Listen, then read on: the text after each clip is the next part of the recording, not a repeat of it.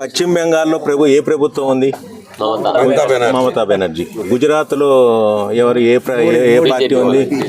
BJP ప్రభుత్వం అధికారంలో ఉంది. అంత మంచి జనరల్ నాలెడ్జ్ ఉంది. మొన్న క్రికెట్ ఏదో గెలిచారు కదా, క్రికెట్ మ్యాచ్ ఏదో జరిగింది, ఎవరు గెలిచారు దాంట్లో? ఇండియా గెలిచింది. ఎవరి మీద? ఎన్ని రన్స్ తేడాతో గెలిచింది? 61 రన్ల తేడాతో గెలిచింది. ఎవరు మ్యాన్ ఆఫ్ ది మ్యాచ్? ఎవరు? Hardik Pandya man of the match. Okay.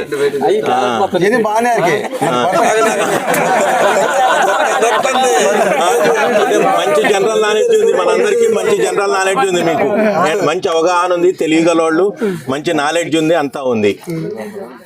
Single super ఫాస్ఫేట్లో ఏముంటుంది? ఎంత శాతం ఉంటుంది? ఒక్కళ్ళ నోట్లో నుంచి మాట లేదు. మీరు క్రికెట్ ఆడేవాళ్ళ? మీకు ఏమైనా క్రికెట్ ఏదన్నా ట్రైనింగ్ ఇన్స్టిట్యూట్లలో మీరు ఉద్యోగాలు చేసేవాళ్ళ?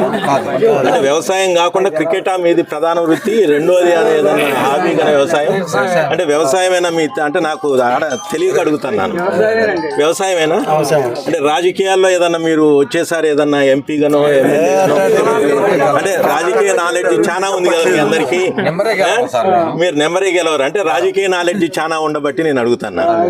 తర్వాత మన చిరంజీవి సినిమా ఏదో వచ్చింది, ఏంటది?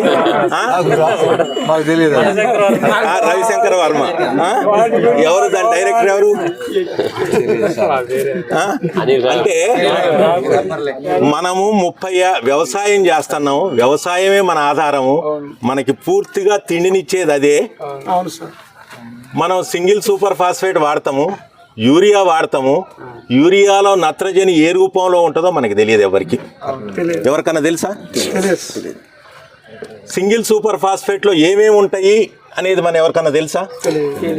అంటే గుండె ఎక్కడో తెలియకుండా ఉండే డాక్టర్లం మనం, ఊపిరితిత్తులు ఎక్కడ ఉంటాయో కూడా తెలియని డాక్టర్లం మనం.